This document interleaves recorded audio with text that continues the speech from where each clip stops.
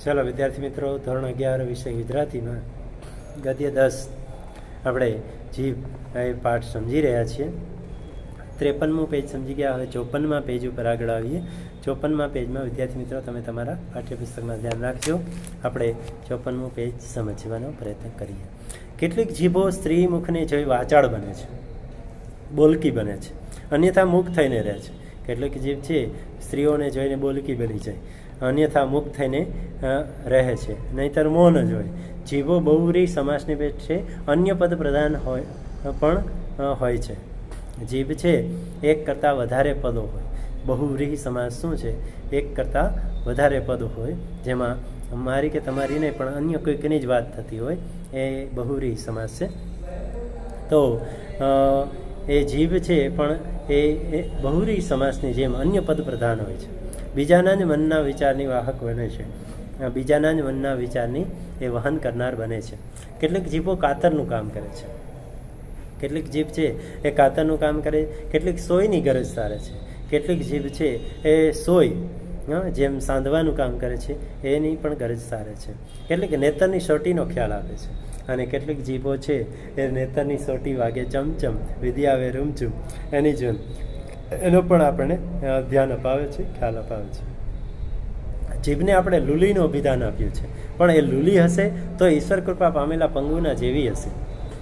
લેખક કહે છે કે જીભને આપણે લુલી કહીએ છીએ, અભિધાન એટલે નામ, સંજ્ઞા આપી છે ને.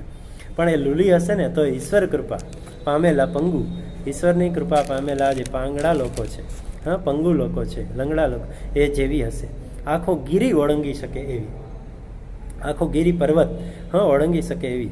જગતમાં જે કાંઈ થાય છે ને, સારું નરસું, આનંદ, કંકાસ, આત્મશ્લાઘા, ખુશામત, વિવાને વરસી, માંદગીને તંદુરસ્તી, તે સર્વ માટે મોટે ભાગે જીભને લઈને થાય છે. અને આપણે જોઈએ છીએ જે કાંઈ સારું નરસું, આનંદ, કંકાસ, આત્મશ્લાઘા એટલે આપ વખાણ, ખુશામત, વિવાહ ને વરસી ને માંદગી ને તંદુરસ્તી ને આ બધું મોટે ભાગે જીભને લીધે જ થાય છે. સિદ્ધાંત તરીકે જીભ પર અંકુશ રાખવાની શક્તિ મનુષ્યમાં છે. આમ જોઈએ તો નિયમ તરીકે જીભ ઉપર અંકુશ રાખવાની શક્તિ મનુષ્યમાં છે, પણ ખરી રીતે જોતા સત્તા હેઠળે દબાઈ જાય છે. પણ આમ ખરી રીતે જોવા જાઓ તો સત્તા આગળ શાણપણ નકામ, એમ સત્તા હેઠળે આગળ એ ચૂપ થઈ જાય છે. સમાજ, ધર્મ અને કાયદાની રૂએ પુરુષ સ્ત્રીનો સ્વામી છે. આપણે જોઈએ છીએ કે સમાજ અને ધર્મ અને કાયદાની રૂઈ એટલે પ્રમાણે પુરુષ છે એ સ્ત્રીનો સ્વામી છે, નાથ છે, પતિ છે. પણ વસ્તુતઃ એ સ્ત્રીનો ગુલામ હોય તેમ વર્તે છે. પણ એ ખરેખર હકીકતમાં જુઓ તો એ સ્ત્રીનો ગુલામ હોય તેમ વર્તે છે. એ જ રીતે જીભના તાબામાં એ રહે છે, એ રીતે જીભ પણ કબજામાં રહે છે. એની તંદુરસ્તી, એની નીતિ, એનો વિવેક, એનો ધર્મ, એનું આખું જીવન એની જીભને આધારે જ વિકસે છે કે વણસે છે. મનુષ્ય એટલે જીભ. લેખક કહે છે માણસની તંદુરસ્તી છે, એની નીતિ છે, એની એનો પ્રામાણિકતા, એનો વિવેક છે, એનું આખું જીવન જ જુઓ ને એની જીભને આધારે જ વિકસે છે કે વણસે છે એટલે કે બગડે છે. મનુષ્ય એટલે જ જીભ, એટલે જ કહેવાય છે ચડે પડે જીભ વડે મનુષ્ય. મને લાગે છે કે ઈશ્વરે આ માનવ યંત્ર ઘડ્યું, પણ ક્યાંક તો એણે બહુ ઉતાવળ કરી હશે. ક્યાં તો યંત્ર ઘડવાનો એણે ઝાઝો અનુભવ નહીં હોય. લેખક અહીંયા ઈશ્વરને કહે છે કે મને લાગે છે કે ઈશ્વરે આ માનવ યંત્ર ઘડ્યું એમાં ક્યાંક ઉતાવળ કરી લાગે છે. યંત્ર ઘડવાનો કદાચ એને ઝાઝો અનુભવ નહીં હોય. થઈ શકે એવી કેટલીય સગવડ એણે કરી નથી, અને આ માનવ શરીરની અંદર બીજી સગવડો થાત પણ એ કદાચ એણે કરી નથી. સ્ક્રૂ મૂકવાને બદલે કેટલીક વસ્તુ એણે એમની એમ જડી દીધી છે. ખરેખર એ કે સ્ક્રૂ મૂકીને જડવાની જરૂર હતી, તો સ્ક્રૂને બદલે એણે એમને એમ જડી દીધી. જીભને ધારીએ ત્યારે મોંમાંથી છૂટી કરી શકાય એની રચના કરી હોત તો કેટલી સગવડ થાત. જીભને ધારીએ ત્યારે મોંમાંથી જો છૂટી કરી શકાય એવી રચના એણે કરી હોત તો કેટલી બધી સગવડ થાત. નાટક, સિનેમા અથવા સભામાં પ્રેક્ષકો અને શ્રોતાઓ પોતાની જીભનો વધારે પડતો ઉપયોગ કરી બીજાને દખલ કરે છે. નાટક હોય, સિનેમા હોય તો સભામાં પ્રેક્ષકો અને શ્રોતાઓ છે એ પોતાની જીભનો વધારે પડતો ઉપયોગ કરી બીજાને હેરાન કરે છે.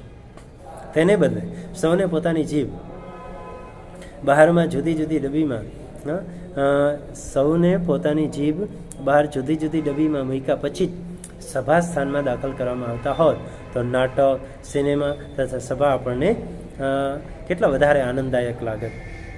કે આવી કંઈક વ્યવસ્થા હોત કે જેને નાટક, સિનેમા કે સભામાં આવવું હોય એ પોતાની ડબ્બીમાં પોતાની જીભ મૂકીને આવે.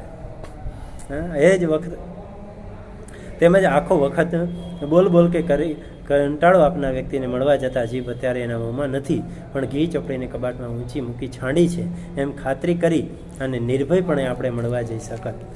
લેખક કહે છે કે ઘણા માણસો છે બોલ કરીને કંટાળો આપણને આપતા હોય, અને એવા વ્યક્તિને આપણે મળવા જતા હોય ત્યારે આપણને ખબર પડે કે એની જીભ છે એના મોંમાં અત્યારે નથી, ઘી ચોપડીને કબાટમાં ઊંચે મૂકી છાંડી છે, એટલે ઊંચે મૂકી દીધી છે એમ ખાતરી કરી અને આપણે નિર્ભયપણે કોઈ જાતના ભય વગર આપણે મળવા જઈ શકત અને આનંદ આવત. કોઈ પર ગુસ્સે થઈ જઈએ ત્યારે કલહ અને કંકાસના પ્રસંગે ઉપસ્થિત થતાં પહેલાં આપણે મોંમાંથી જીભ બહાર કાઢી ગજવામાં મૂકી દઈ મારીને ગાળાગાળીના પ્રસંગો કેટલી સહેલાઈથી ટાળી શકત. કોઈ ઉપર આપણે ગુસ્સે થઈ અને ત્યારે જે કજિયો કંકાસના પ્રસંગો ઉપસ્થિત થાય આવી પડે એ પહેલાં જ આપણે મોંમાંથી આપણી જીભ બહાર કાઢી ખિસ્સા મૂકી દઈ તો મારી અને ગાળાગાળી થાય જ નહીં અને આ પ્રસંગો સહેલાઈથી ટાળી શકાય. બળવાખોર ભાષણ કરનારાઓને કોઈ પણ દેશની સરકાર કેદમાં પૂરે છે, તેને બદલે તેની જીભ જપ્ત કરી પોતાની સુરક્ષિતતા વધારે સારી રીતે જાળવી શકે.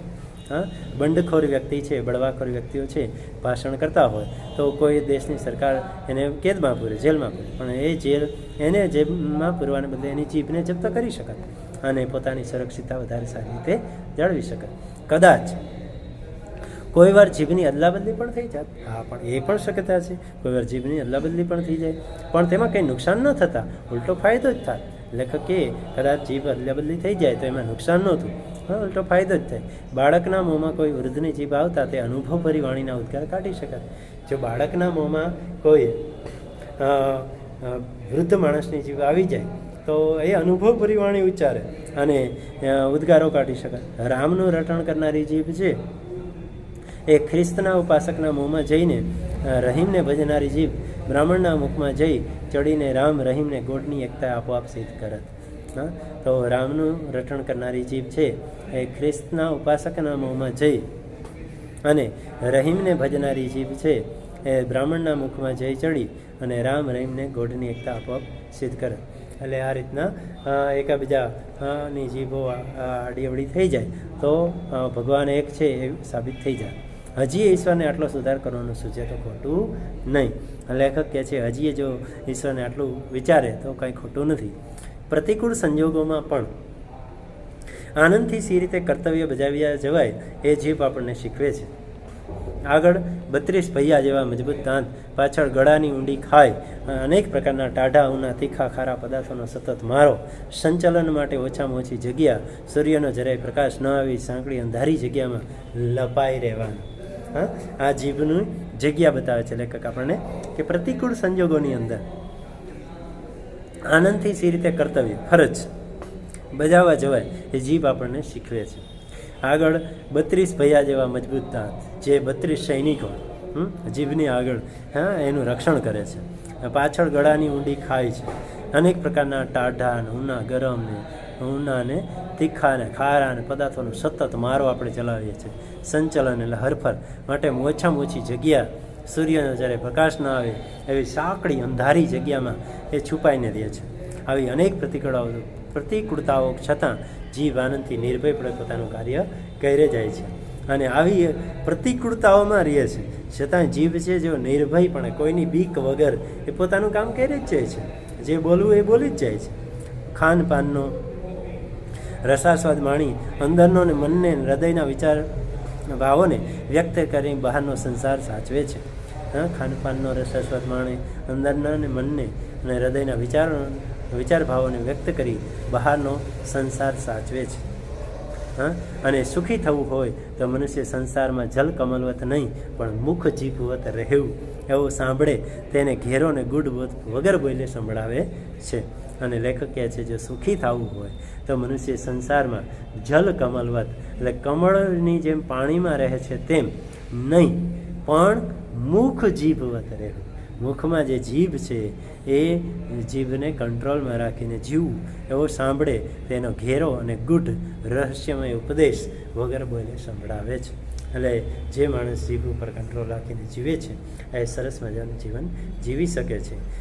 આમ સરસ મજાનો હાસ્યલેખ હાસ્ય નિબંધ જ્યોતિન્દ્ર દવેએ આપણને આપ્યો અને એ આપણે જોઈ ગયા. હવે વિદ્યાર્થી મિત્રો પેજ નંબર 55 ઉપર જે સ્વાધ્યાયના પ્રશ્નો છે એ તમે તમારી નોટબુકમાં લખી લેજો, પ્રશ્નોત્તરી બુકમાં વાંચી લેજો, તૈયાર કરી લેજો અને પરીક્ષા માટે તૈયાર રહેજો.